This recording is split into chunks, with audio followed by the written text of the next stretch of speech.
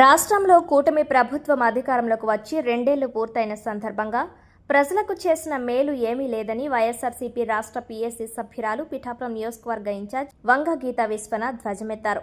మాజీ ముఖ్యమంత్రి వైఎస్ఆర్సీపీ అధినేత వైఎస్ జగన్మోహన్ రెడ్డి ఆదేశాల మేరకు జిల్లా అధ్యక్షులు దాడిశెట్టి రాజా ఆధ్వర్యంలో కూటమి ప్రభుత్వ రెండేళ్ల ప్రజా వ్యతిరేక పాలనపై నిరసన కార్యక్రమాన్ని పిఠాపురం మున్సిపల్ కళ్యాణ మండపంలో నిర్వహించారు. ఈ సమావేశంలో వంగ గీత మాట్లాడుతూ కూటమి ప్రభుత్వ తీరుపై తీవ్ర ఆగ్రహం వ్యక్తం చేశారు. గత రెండేళ్లుగా ప్రజలకు ఆశించిన స్థాయిలో ఎటువంటి మేలు జరగలేదని, ప్రభుత్వం కేవలం బూటకపు మాటలతోనే కాలక్షేపం చేస్తుందని విమర్శించారు.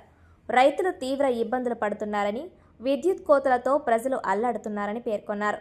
ఈ నిరసన కార్యక్రమంలో పిఠాపురం పట్టణ వైఎస్ఆర్సీపీ అధ్యక్షులు రావుల మాధవరావు, గండేపల్లి బాబీ, కాకినాడ జిల్లా మహిళా అధ్యక్షురాలు వర్ధినేడి సుజాత, రూరల్ అధ్యక్షులు అడప రఘు తదితరుల ముఖ్య నాయకులు పాల్గొన్నారు. అన్ని వర్గాలకి కూడా విపరీతమైన హామీలు ఇచ్చి ఆశకు గురిగొలిపి మరి రెండేళ్లు కావస్తున్నా కూడా సూపర్ 6లో 1-2 కార్యక్రమాలు చేసి అది కూడా కంటి తుడుపు చర్యగా లబ్ధిదారులను తగ్గించేసి అనేక నిబంధనలు పెట్టి ఇప్పటి వరకు కొత్త పెన్షన్ ఒక్కటి కూడా ఇవ్వకుండా, నిరుద్యోగ భృతి ఇవ్వకుండా, మహిళలకి నీకు 15 అని చెప్పి ఇప్పటి వరకు ఒక్కరికి కూడా 1500 ఇవ్వకుండా, ఇలా అనేక కార్యక్రమాలని ప్రజలకి ఇస్తానని చెప్పి ఇవ్వకుండా ఈ ప్రభుత్వము రెండేళ్లు పూర్తి చేసేసుకుంది. అంటే ప్రజలకి వెన్నుపోటు పొడిచారు మీరు. అంతేకాదు ఈ 2 సంవత్సరాల పాలనలో కూడా ఎలా ఉంది అంటే అరాచకమైన పాలన కింద ఉంది. ఒక పక్క విద్యుత్ సమస్యలు, ఒక పక్క సాగునీరు సమస్యలు, ఒక పక్క మార్కెటింగ్ రైతులకి గిట్టుబాటు ధర లేని సమస్యలు, ఒక పక్క మెడికల్ కాలేజీలు మీరు అమ్మేశారు. అదేవిధంగా ఒక పక్క మరి ఇప్పుడు రీసెంట్గా డిఎస్సిలో విద్యార్థుల జీవితాలతో చెలగాటమాడుకున్నారు. యువతకి ఎన్నో ఆశలు పెట్టారు, ఎన్నో వాగ్దానాలు చేసి ఇప్పుడు వెన్నుపోటు పొడుస్తారా? మత్స్యకారులకు ఏం మాట ఇచ్చారు? చేనేతలకు ఏం మాట ఇచ్చారు? ఎస్సీ వర్గాలకు ఏం మాట ఇచ్చారు?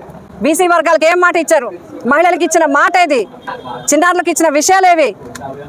ఎంతో మంచి పరిపాలన అందిస్తామని చెప్పి అనవసరంగా అన్యాయంగా మరి అందరితో కూడా తప్పుడు కేసులు పెట్టడం, తప్పుడు ప్రచారాలు చేయడం, సోషల్ మీడియాని కానీ రాంగ్గా యూజ్ చేసుకోవడం, అందరి నాయకుల్ని అసభ్య పదజాలాలతో మాట్లాడడం, ఇదేనా పరిపాలన అంటే?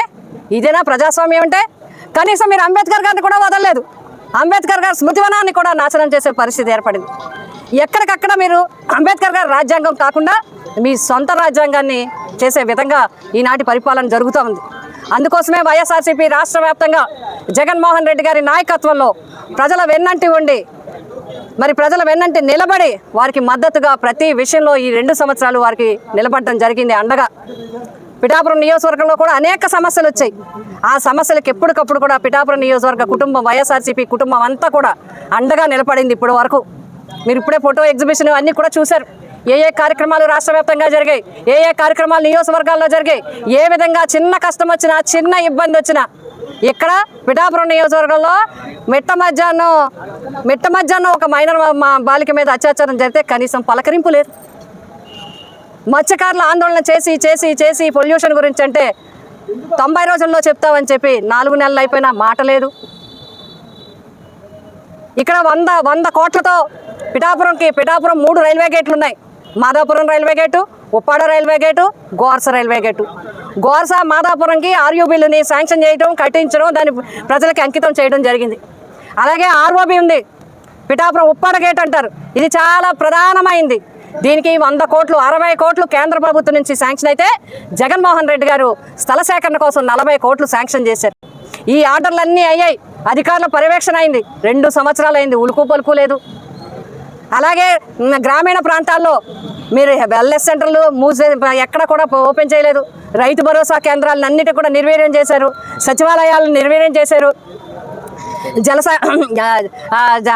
వాటర్ ట్యాంకులు అన్నిటినీ కూడా ఏవైతే ఆ రోజు ప్రతిపాదనలు చేసి కట్టి పూర్తి చేసి ఇప్పించారో కనీసం వాటికి మోటార్లు కూడా వేయించలేదు. తాగునీటి ట్యాంకులకి మోటార్లు కూడా వేయని ప్రభుత్వం 2 సంవత్సరాలు అయిందంటే ఈ ప్రభుత్వమే. ఇవన్నీ కూడా పర్యవేక్షణలో ఉండాలి. నియోజకవర్గం నుంచి రాష్ట్ర స్థాయి వరకు ప్రజలకి వెన్నుపోటే జరిగింది తప్ప ఈ ప్రభుత్వంలో ప్రజలకి న్యాయం జరగలేదు. అందుకే మేము డిమాండ్ చేస్తున్నాం, ప్రజల పక్షాన నిలబడతాం.